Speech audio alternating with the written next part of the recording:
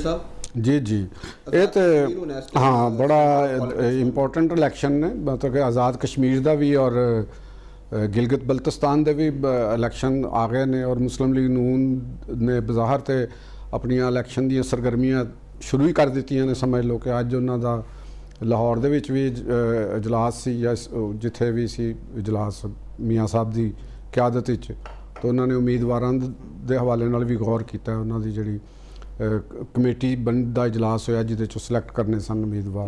हाँ तो अच्छी गल है। और उहदे च एक भी सामने आया कि मियाँ नवाज शरीफ साहब ने ये भी किया कि मैं खुद कंपेन करांगा और उत्थे जलसे दे नाल खिताब करांगा। असूली तौर पर हक भी उन्हों का बनता है। तुसीं मियाँ साहब की गल कर रहे हो, मैनूं याद आ गया जनाब ने भी देखा होगा एक इंटरव्यू। अच्छा, दो बड़े सीनियर ਜਿਹੜੇ ਸਾਡੇ ਤਜਜ਼ੀਆਕਾਰ ਨੇ ਜਿਹੜੇ ਸਿਰ ਜੋੜ ਕੇ ਬੈਠੇ ਸਨ ਆਪਸ ਵਿੱਚ, ਉਹਨਾਂ ਨੇ ਕਿਹਾ, ਇੱਕ ਨੇ ਪੁੱਛਿਆ ਕਿ ਉਹ ਮੀਆਂ ਸਾਹਿਬ ਜਿਹੜੇ ਨੇ ਉਹ ਸਿਆਸਤ ਤੋਂ ਰਿਟਾਇਰ ਹੋ ਗਏ ਨੇ। ਅੱਛਾ, ਉਹਨਾਂ ਨੇ ਫੌਰਨ ਦੂਜੇ ਨੇ ਜਵਾਬ ਦਿੱਤਾ ਹਾਂਜੀ ਲੱਗਦਾ ਤਾਂ ਹਾਂ। ਉਹਨਾਂ ਦਾ ਲੱਗਦਾ ਕਿ ਜੀ ਉਹ ਤੇ ਲੱਗਦਾ ਤੇ ਹਾਂ।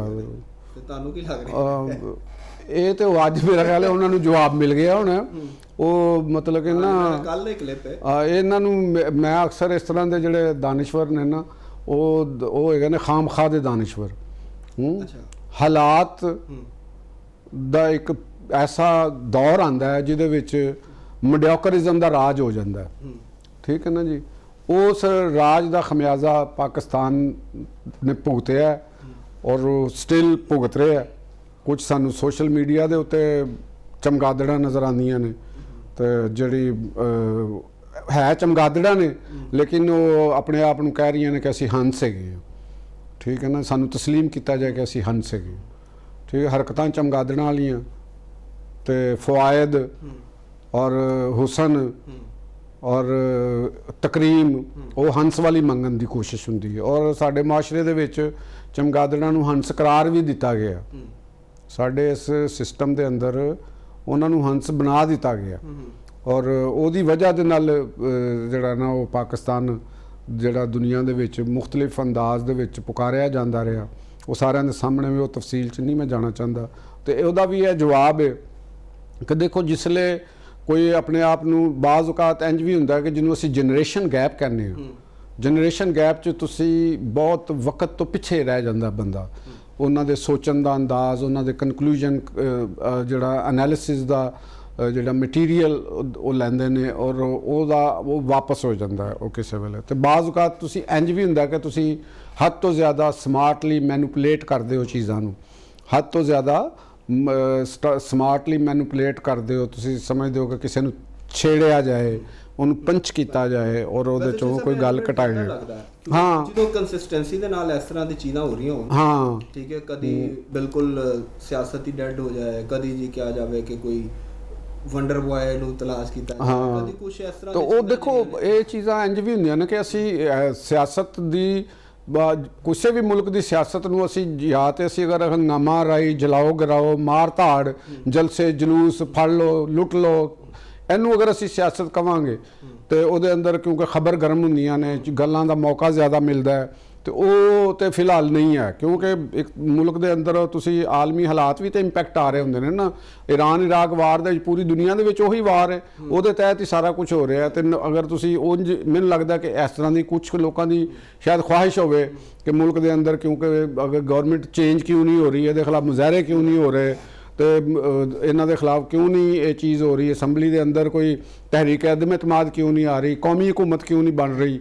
ਤੁਹਾਨੂੰ ਪਤਾ ਇਹੋ ਜਿਹੇ ਫਾਰਮੂਲੇ ਤਸਲਸਲ ਦੇ ਨਾਲ ਜਾਰੀ ਸਨ ਜੀ ਕੌਮੀ ਹਕੂਮਤ ਬਣ ਜਾਏਗੀ ਤੇ ਉਹ ਇੰਜ। ਹੁਣ ਜਿਸਲੇ ਤੁਸੀਂ ਅੱਛਾ ਉਹ ਵੈਸੇ ਉਹ ਕਈ ਐਸੇ ਲੋਕਾਂ ਦੀ ਤਰਫੋਂ ਆਏ ਕਿ ਜਿਹੜੇ ਕਦੀ ਮਨਜ਼ੂਰੇ ਨਜ਼ਰ ਹੁੰਦੇ ਸਨ ਉਹੀ ਕਰਦੇ ਨੇ। ਉਹਨਾਂ ਦੇ ਨਾਲ ਦੂਜੇ ਲੋਕ ਜਿਹੜੇ ਨਾ ਫਿਰ ਇਹ ਬਿਆਨੀਆਂ ਬਿਲਡ ਕਰਦੇ ਨੇ ਯਾਰ ਅਗਰ ਉਹ ਕਹਿ ਰਹੇ ਨੇ ਤਾਂ ਮਤਲਬ ਗੱਲ ਇਹਦਾ ਮਤਲਬ ਕਿ ਆਗੂ ਜਿਹੜਾ ਸਾਰੇ ਫਿਰ ਤੜਾ ਸ਼ੁਰੂ ਹੋ ਜਾਂਦੇ। ਉਹ ਕਹਿੰਦੇ ਨੇ ਆਪਣੇ ਹੀ ਗਿਰਾਤੇ ਹੈ ਬਿਜਲੀਆਂ ਤੇ ਉਹ ਅੰਦਰ ਵੀ ਵੜ ਕੇ ਤੇ ਉਹ ਲੱਗੇ ਹੁੰਦੇ ਨੇ।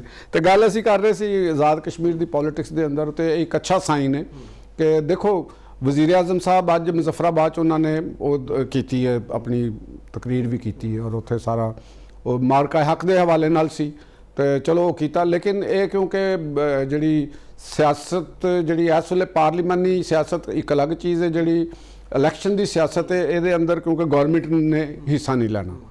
ਨਾ ਪ੍ਰਾਈਮ ਮਿਨਿਸਟਰ ਸਾਹਿਬ ਨੇ, ਨਾ ਵਜ਼ੀਰ ਆਲਾ ਦੇ ਹਵਾਲੇ ਦੇ ਨਾਲ, ਲੇਕਿਨ ਸਿਆਸੀ ਪਾਰਟੀ ਨੇ ਲੈਣਾ। ਲੇਕਿਨ ਵੈਸੇ ਆਜ਼ਾਦ ਕਸ਼ਮੀਰ ਚ ਮੋਸਟਲੀ ਗਵਰਨਮੈਂਟ ਹਾਂ ਉਹ ਜਿਹਦੀ ਵਫਾਕ ਨਹੀਂ, ਉਹ ਭਾਵੇਂ ਆਵੇ, ਅਸੀਂ ਵੈਸੇ ਗੱਲ ਕਰ ਰਹੇ ਹਾਂ ਕਿ ਪਾਰਟੀ ਨੇ ਮੁਤਰਕ ਹੋਣਾ ਨਾ। ਸਹੀ। ਤੇ ਮੀਆਂ ਨਵਾਜ਼ ਸ਼ਰੀਫ ਸਾਹਿਬ ਉੱਥੇ ਜ਼ਰੂਰ ਜਾਣਗੇ, ਔਰ ਉਹਦੇ ਨਾਲ ਇੱਕ ਜਿਹੜਾ ਲੋਕਾਂ ਨੂੰ ਕਈ ਸ਼ਾਇਦ ਗਿਲਾ ਵੀ ਸੀ ਜਾਂ ਜੋ ਵੀ ਸੀ ਕਿ ਜੇ ਉਹ ਨਜ਼ਰ ਨਹੀਂ ਆਉਂਦੇ ਤੇ ਹੁਣ ਭਾਈ ਵੇਖ ਲਓ ਆ ਜਾਣਗੇ ਤੁਹਾਨੂੰ ਨਜ਼ਰ ਚੰਗੀ ਤਰ੍ਹਾਂ, ਦਿਲ ਜਿੰਨਾ ਤੁਹਾਡਾ ਦਿਲ ਕਰਦਾ ਨਾ ਉਸ ਤਰੀਕੇ ਨਾਲ ਦੇਖ ਲਓ ਕਿ ਮੀਆਂ ਸਾਹਿਬ ਤੁਹਾਨੂੰ ਸਿਆਸਤ ਵਿੱਚ ਕਰਦੇ ਨਜ਼ਰ ਆ ਰਹੇ ਨੇ। ਤੇ ਸਵਾਲ ਇਹ ਹੈਗਾ ਕਿ ਮੀਆਂ ਸਾਹਿਬ ਦਾ ਨਜ਼ਰ ਆਣਾ ਨਹੀਂ, ਮੀਆਂ ਸਾਹਿਬ ਦਾ ਸਿਆਸੀ ਕਿਸ ਤਰ੍ਹਾਂ ਦੀ ਸਿਆਸਤ ਕਰਦੇ ਨੇ, ਇਹ ਇੰਪੋਰਟੈਂਟ ਹੁੰਦਾ ਕਿ ਉਹ ਆਪਣੇ ਜਿਹੜੇ ਵੋਟਰ ਨੇ, ਆਪਣੇ ਜਿਹੜੇ ਲੋਕ ਨੇ, ਉਹਨਾਂ ਦੀ ਤਵੱਕੁਆਤ ਉੱਤੇ ਪੂਰਾ ਉਤਰਨ ਵਾਸਤੇ ਉਹਨਾਂ ਦੀ ਗਵਰਨਮੈਂਟ ਹੈ ਉਹਦੇ ਤੇ ਵੀ ਦਬਾਅ ਬਿਲਡ ਕਰਨ ਕਿ ਜਨਾਬ ਤੁਸੀਂ ਇੱਥੇ ਆਪਣੇ ਮੁਲਕ ਦੇ ਵਿੱਚ ਜਿਹੜੇ ਤੁਸੀਂ ਵਾਅਦੇ ਕੀਤੇ ਨੇ ਲੋਕਾਂ ਦੇ ਨਾਲ ਉਹ ਕਰਨ, ਔਰ ਆਪਣੀ ਪਾਰਟੀ ਨੂੰ ਮੁਨਜ਼ਮ ਕਰਨ। ਚੇਅਰ ਸਾਹਿਬ ਉੱਥੇ ਇੱਕ ਅਵਾਮੀ ਐਕਸ਼ਨ ਕਮੇਟੀ ਵੀ ਉਹਨਾਂ ਨੇ ਉਹ ਵੀ ਤਾਂ ਕੁਝ ਚੈਲੰਜ ਤਾਂ ਨਜ਼ਰ ਆਉਂਦਾ ਉਹਨਾਂ ਦਾ। ਦੇਖੋ ਉਹ ਉਹਨਾਂ ਨੇ ਇੱਕ ਬੜੀ ਵੱਡੀ ਇੱਕ ਕੀਤੀ ਸੀ, ਲੇਕਿਨ ਬਦਕਿਸਮਤੀ ਉਹਨਾਂ ਦੀ ਇਹ ਸੀ ਕਿ ਉਹ ਅਪਰਾਈਜ਼ਿੰਗ ਦੇ ਵਿੱਚ ਤਬਦੀਲ ਹੋ ਗਈ। ਇੱਕ ਇਸ ਤਰ੍ਹਾਂ ਦੀ ਸਿਚੁਏਸ਼ਨ ਉਹਨਾਂ ਨੇ ਪੈਦਾ ਕਰ ਦਿੱਤੀ ਕਿ ਜਿਹਦੇ ਵਿੱਚ ਲਾਅ ਐਂਡ ਆਰਡਰ ਦਾ ਮਸਲਾ ਬਣ ਗਿਆ। ਪੋਲੀਟੀਕਲ ਮੂਵਮੈਂਟਾਂ ਜਿਹੜੀਆਂ ਨਾ ਲਾਅ ਐਂਡ ਆਰਡਰ ਦੇ ਮਸਾਇਲ ਨਹੀਂ ਬਣਾਉਂਦੀਆਂ। ਉਹ ਅਗਰ ਬਤੌਰ ਸਿਆਸੀ ਪਾਰਟੀ ਉਹ ਐਕਸ਼ਨ ਕਮੇਟੀ ਹਿੱਸਾ ਲੈਣਾ ਚਾਹੁੰਦੀ ਹੈ ਤੇ ਉਹ ਲਵੇਗੀ ਵੀ ਸ਼ਾਇਦ, ਤੇ ਉਹਨੂੰ ਆਪਣੇ ਪ੍ਰੋਗਰਾਮ ਦੇ ਨਾਲ ਮੈਦਾਨ ਵਿੱਚ ਆਉਣਾ ਚਾਹੀਦਾ।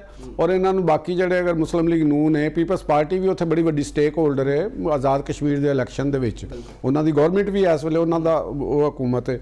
ਤੇ ਇਸ ਤਰ੍ਹਾਂ ਹੀ PTI ਵੀ ਇੱਕ ਉੱਥੇ ਬੜੀ ਵੱਡੀ ਪਾਰਟੀ ਦੇ ਤੌਰ ਤੇ ਮੌਜੂਦ ਰਹੀ ਹੈ, ਉਹਨਾਂ ਦਾ ਪ੍ਰਾਈਮ ਮਿਨਿਸਟਰ ਵੀ ਰਿਹਾ, ਉਹ ਵੀ ਉੱਥੇ ਅਬਦੁਲ ਕਯੂਮ ਨਿਆਜ਼ੀ ਉਹ ਜਿਨ੍ਹਾਂ ਨੂੰ ਉਸ ਵੇਲੇ ਤੇ ਵਜ਼ੀਰ ਆਜ਼ਮ ਨੇ ਕਿਹਾ ਸੀ ਕਿ ਮੈਨੂੰ ਤਾਂ ਇਹ ਨਹੀਂ ਸਮਝ ਹੈਰਾਨੀ ਹੋਈ ਕਿ ਨਿਆਜ਼ੀ ਆਜ਼ਾਦ ਕਸ਼ਮੀਰ 'ਚ ਕਿਸ ਤਰ੍ਹਾਂ ਆ ਗਏ। ਤੇ ਉਹ ਬਾਅਦ 'ਚੋਂ ਪਤਾ ਲੱਗਿਆ ਕਿ ਉਹ ਨਿਆਜ਼ੀ ਉਹ ਵਾਲਾ ਨਿਆਜ਼ੀ ਨਹੀਂ, ਮੀਆਂ ਵਾਲੀ ਵਾਲਾ, ਇਹ ਆਪਣੇ ਆਪ ਹੀ ਬਣਿਆ ਇੱਕ, ਉਹਨੇ ਆਪਣੇ ਨਾਂ ਦੇ ਨਾਲ ਲਾਇਆ ਨਿਆਜ਼ੀ ਸੀ ਉਹ। ਹਾਂ ਉਹਨੇ ਵੀ ਆਪਣਾ ਕੰਮ ਉਹਨੇ ਸਿੱਧਾ ਕਰ ਲਿਆ ਤੇ ਸ਼ਾਇਦ ਉਹ ਇਹਦੇ 'ਚ ਆ ਗਏ ਹੁਣ। ਤੇ ਅਸੀਂ ਜਿਹੜੀ ਗੱਲ ਪਹਿਲੇ ਵੀ ਕੀਤੀ ਸੀ ਕਿ PTI ਦੀ ਆਜ਼ਾਦ ਕਸ਼ਮੀਰ ਦੇ ਨਾਲ ਸਟ੍ਰੈਟਜੀ ਕੋਈ ਨਹੀਂ ਨਜ਼ਰ ਆ ਰਹੀ ਫਿਲਹਾਲ। ਦੇਖੋ ਉਹਨਾਂ ਦਾ ਅਲਮੀਆ ਕੀ ਹੈ।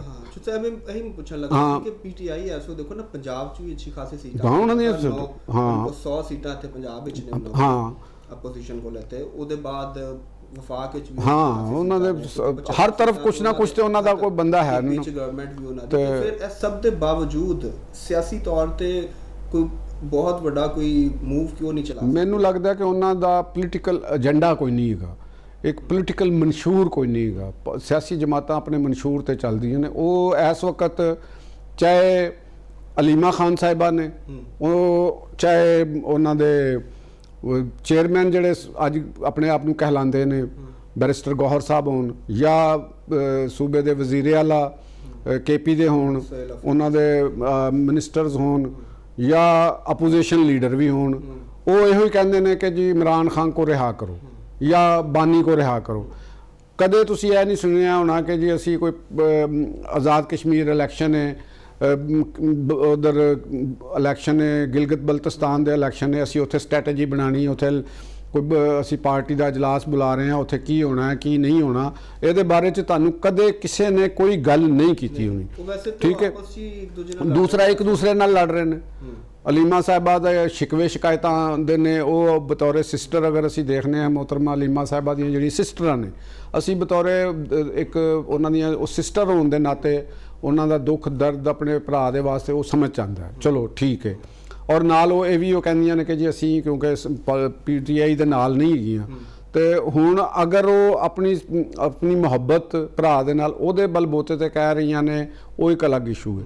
ਤੇ ਅਗਰ ਉਹ ਪਾਰਟੀ ਦੇ ਮਾਮਲਾਤ ਵਿੱਚ ਮੁਦਾਖਲਤ ਹੁੰਦੀ ਹੈ ਤੇ ਫਿਰ ਲੋਕਾਂ ਨੂੰ ਇੱਕ ਗੱਲ ਦਾ ਮੌਕਾ ਤਾਂ ਮਿਲੇਗਾ। ਸਾਨੂੰ ਵੀ ਅਸੀਂ ਵੀ ਗੱਲ ਕਰਾਂਗੇ ਕਿ ਜਾਂ ਤੇ ਉਹਨਾਂ ਨੂੰ ਚਾਹੀਦਾ ਕਿ ਉਹ ਬਕਾਇਦਾ ਤੌਰ ਤੇ PTI ਦੀ ਸਿਆਸਤ ਦੇ ਵਿੱਚ ਹਿੱਸਾ ਲੈਣ ਦਾ ਐਲਾਨ ਕਰ ਦੇਣ ਕਿ ਵੀ ਅਸੀਂ ਸਿਆਸਤ ਦੇ ਵਿੱਚ ਹਾਂ, PTI ਦੀਆਂ ਰੁਕਨ ਹੈਗੀਆਂ, ਤਾਂ ਕਿ ਉਹਨਾਂ ਨੂੰ ਇੱਕ ਅਹੁਦਾ ਮਿਲੇ ਔਰ ਉਸ ਅਹੁਦੇ ਨੂੰ ਲੈ ਕੇ PTI ਨੂੰ ਅੱਗੇ ਕਰਨ।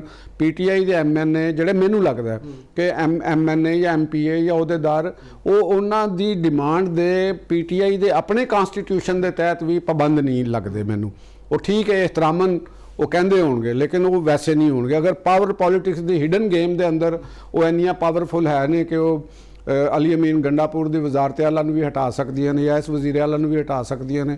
ਉਹ ਇੱਕ ਬੈਕਡੋਰ ਪਾਵਰ ਪੋਲਿਟਿਕਸ ਹੈ ਵਿਦਿਨ ਦੀ ਪਾਰਟੀ, ਉਹ ਇੱਕ ਸਾਨੂੰ ਹੋਰ ਤਰੀਕੇ ਦੇ ਨਾਲ ਉਹਨੂੰ ਕਰਨਾ ਪਏਗਾ। ਇੱਕ ਜਿਹੜੀ ਤੁਸੀਂ ਸਾਹਮਣੇ ਆ ਕੇ ਪੋਲਿਟਿਕਸ ਕਰਨੀ ਹੈ ਉਹ ਇੱਕ ਹੋਰ ਚੀਜ਼ ਹੈ। ਸਾਹਮਣੇ ਜਦੋਂ ਤੁਸੀਂ ਆਓਗੇ ਤੁਹਾਨੂੰ ਬੈਰਿਸਟਰ ਗੌਹਰ ਹੀ ਨਜ਼ਰ ਆਏਗਾ ਕਿ ਬੈਰਿਸਟਰ ਗੌਹਰ ਹੈ, ਅੱਗੇ ਉਹਨਾਂ ਦੀ ਕਿੰਨੀ ਕੁਵਤ ਹੈ, ਕਿੰਨੀ ਤਾਕਤ ਹੈ, ਕਿੰਨੀ ਥੱਲੇ ਤੱਕ ਉਹਨਾਂ ਦੀ ਮਾਨਤਾ ਹੈ, ਉਹਨਾਂ ਨੂੰ ਕਿੰਨਾ ਕੰਟਰੋਲ ਹੈ, ਇਹ ਵੀ ਇੱਕ ਅਲੱਗ ਇਸ਼ੂ ਹੈ। ਅਸੀਂ ਕਰ ਰਹੇ ਹਾਂ ਪਾਰਲੀਮਾਨੀ ਪੋਲਿਟਿਕਸ ਦੇ ਉੱਤੇ, ਉਹਨਾਂ ਦੀ ਸਾਨੂੰ ਨਾ ਸਟਰੀਟ ਮੂਵਮੈਂਟ ਨਜ਼ਰ ਆਉਂਦੀ ਹੈ, ਨਾ ਪਾਰਲੀਮੈਂਟ ਦੇ ਅੰਦਰ ਉਹਨਾਂ ਦਾ ਰੋਲ ਪਲੇ ਆਉਂਦਾ ਹੈ। ਔਰ ਬਦਕਿਸਮਤੀ ਕਿਸੇ ਪਾਰਟੀ ਦੀ ਇਸ ਤੋਂ ਵੱਡੀ ਕੋਈ ਨਹੀਂ ਹੋ ਸਕਦੀ ਕਿ ਉਹਨਾਂ ਦੀ ਆਪਣੀ ਪਾਰਟੀ ਦਾ ਆਪੋਜੀਸ਼ਨ ਲੀਡਰ ਹੀ ਨਹੀਂ ਹੈ, ਨਾ ਸੈਨੇਟ 'ਚ, ਹਾਂ ਨਾ ਸੈਨੇਟ 'ਚ ਤੇ ਨਾ ਕੌਮੀ ਅਸੈਂਬਲੀ 'ਚ। ਹੁਣ ਇਹ ਡਿਸੀਜਨ ਕੌਣ ਲੈ ਰਿਹਾ? ਇਹਨਾਂ ਲੋਕਾਂ ਨੂੰ ਕਿਉਂ ਇਹ ਪਾਰਟੀ ਦੇ ਨਾਲ ਤੇ ਆਪਣੀ ਪਾਰਟੀ ਦੇ ਨਾਲ ਤੇ ਦੋਸਤੀ ਕੋਈ ਨਹੀਂ ਹੈਗੀ। ਅਗਰ ਪਾਰਟੀ ਦੇ ਚੇਅਰਮੈਨ ਨੇ ਜਾਂ ਬਾਨੀ ਚੇਅਰਮੈਨ ਨੇ ਇਹ ਡਿਸੀਜਨ ਲਏ ਨੇ ਤੇ ਫਿਰ ਪਾਰਟੀ ਨੂੰ ਪੁੱਛਣਾ ਚਾਹੀਦਾ ਉਹਨਾਂ ਨੂੰ ਕਿ ਜਨਾਬ ਅਲੀ ਅਸੀਂ ਪਾਰਟੀ ਦੇ ਅੰਦਰ ਹਾਂ, ਅਸੀਂ ਇਲੈਕਸ਼ਨ ਲੜੇ ਨੇ, ਅਸੀਂ ਪਾਰਟੀ ਦੇ ਮਨਸ਼ੂਰ ਦੇ ਨਾਲ ਹਾਂ, ਹਕੂਮਤ ਦੇ ਉੱਤੇ ਸਾਡੀਆਂ ਸਖਤੀਆਂ ਨੇ, ਤੇ ਇਹ ਜਿਹੜੇ ਬੰਦੇ ਤੁਸੀਂ ਲੈ ਕੇ ਆਏ ਹੋ ਕੱਲੀ ਕੱਲੀ ਪਾਰਟੀ ਦੇ ਬੰਦੇ ਨੇ, ਆ ਕੇ ਬਿਠਾ ਦਿੱਤੇ ਸਾਡੇ ਸਿਰ ਦੇ ਉੱਤੇ। ਤੁਸੀਂ ਦੂਸਰਿਆਂ ਨੂੰ ਪੁੱਛਦੇ ਹੋ ਤੇ ਤੁਸੀਂ ਕਿਸ ਕਿਸਮ ਦੇ, ਇਹਦਾ ਮਤਲਬ ਤੇ ਹੋ ਗਿਆ ਕਿ ਪੀਟੀਆਈ ਦੇ ਜਿਹੜੇ ਚੇਅਰਮੈਨ ਨੇ ਜਾਂ ਤੁਸੀਂ ਫਿਰ ਸਾਰੇ ਡੰਮੀ ਹੋ, ਤੁਹਾਡਾ ਡੰਮੀ ਕਰੈਕਟਰ ਮੰਨ ਲਿੱਤਾ ਜਾਵੇ। ਮੈਨੂੰ ਤਾਂ ਵੈਸੇ ਲੱਗਦਾ ਜਿਹੜੀ ਇੰਟਰਨੈਸ਼ਨਲ ਜਿਹੜੀ ਚੀਜ਼ਾਂ ਚੇਂਜ ਹੋ ਗਏ ਨਾ, ਖਾਸ ਤੌਰ ਤੇ ਇਰਾਨ ਔਰ ਅਫਗਾਨਿਸਤਾਨ ਦੇ ਤਨਾਜ਼ਰ ਚ, ਇਹ ਉਹਦੇ ਬਾਅਦ ਉਹ ਜਿਹੜਾ ਪਲਾਨ ਸੀ ਉਹ ਮੈਨੂੰ ਲੱਗਦਾ ਕੋਈ ਫੇਲ ਹੋ ਗਿਆ। ਉਹ ਪਲਾਨ ਦੇਖੋ, ਭਾਵੇਂ ਤੁਹਾਡਾ ਉਹ ਪਲਾਨ ਡਿਸਟਰਬ ਹੋਇਆ ਤੇ ਪਲਾਨ ਵਕਤ ਸਟ੍ਰੈਟਜੀ ਹਾਲਾਤ ਦੇ ਮੁਤਾਬਕ ਬਣਾਉਣਾ ਵੀ ਤੇ ਸਿਆਸਤਦਾਨਾਂ ਦਾ ਕੰਮ ਹੈ, ਅੱਛੇ ਦਿਮਾਗਾਂ ਦਾ ਕੰਮ ਹੈ ਕਿ ਤੁਸੀਂ ਉਹਦੇ ਮੁਤਾਬਕ ਕਰੋ। ਕੋਈ ਤੁਸੀਂ ਪਹਿਲੇ ਡਿਸਕਸ਼ਨ ਠੀਕ ਹੈ, ਥਿੰਕ ਟੈਂਕਸ ਨੇ ਨਾ ਤੁਹਾਡੇ ਕੋਲ ਸ਼ੈਡੋ ਕੈਬਨਿਟ, ਚਲੋ ਟੈਂਕ ਤੇ ਅੱਗੇ ਹੀ ਨਾ ਕਰਨ, ਟੈਂਕਾਂ ਨਾਲ ਤੇ ਬਹੁਤ ਅੱਗੇ ਹੀ ਉਹ ਪਾਕਿਸਤਾਨ ਦੇ ਹਵਾਲੇ ਨਾਲ ਉਹਨਾਂ ਦਾ ਥਿੰਕ ਕਰ ਲੈਣ ਕਿ ਵੀ ਥਿੰਕਫੁਲ ਹੋ ਜਾਣ ਤੇ ਤੁਹਾਡੀ ਮਿਹਰਬਾਨੀ ਹੈ। ਆਪਣੇ ਆਪ ਨੂੰ ਬਤੌਰ ਪੋਲੀਟੀਕਲ ਐਂਟੀਟੀ ਸ਼ੋ ਕਰੋ।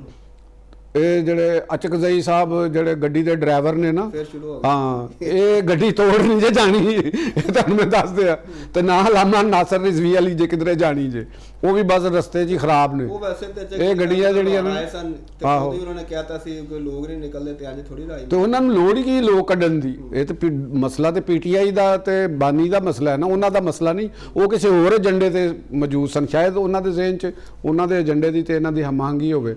ਲੇਕਿਨ ਇਹਦੇ ਨਾਲ ਇਹ ਵੀ ਜ਼ਿਹਨ ਦੇ ਵਿੱਚ ਰੱਖਣਾ, ਸਾਡੀ ਜਿਹੜੀ ਮੈਂ ਆਉਣ ਲੱਗ ਇਹਨਾਂ ਨੂੰ ਮੁਸਲਿਮ ਲੀਗ ਨੂੰ ਔਰ ਪੀਪਲਸ ਪਾਰਟੀ ਨੂੰ ਇੱਕ ਮਿਸਾਲ ਦੇਣਾ ਚਾਹੁੰਦਾ। ਇੰਡੀਆ ਦਾ ਇਲੈਕਸ਼ਨ ਤਾਮਿਲਨਾਡੂ ਦੇ ਵਿੱਚ ਹੋਇਆ।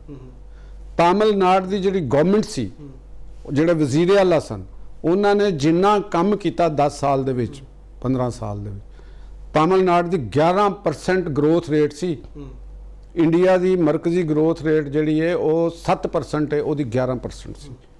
ਬਹੁਤ ਉਹਨਾਂ ਨੇ ਕਾਲਜ ਬਣਾਏ, ਅੰਦਰ ਤਰੱਕਿਆਤੀ ਕੰਮ ਕੀਤਾ, ਮੁਲਾਜ਼ਮਤਾਂ ਕੀਤੀਆਂ। ਲੇਕਿਨ ਇੱਕ ਫਿਲਮ ਸਟਾਰ ਥਲਾਪਤੀ ਵਿਜੇ ਦੀ ਪਾਰਟੀ ਆਈ, ਉਹਦੇ 'ਚੋਂ ਹਾਰ ਗਿਆ, ਬੁਰੀ ਤਰ੍ਹਾਂ ਹਾਰ ਗਿਆ। ਔਰ ਉਹ ਥਲਾਪਤੀ ਵਿਜੇ ਦੀ ਪਾਰਟੀ ਸਿੰਗਲ ਲਾਰਜੈਸਟ ਪਾਰਟੀ ਆ।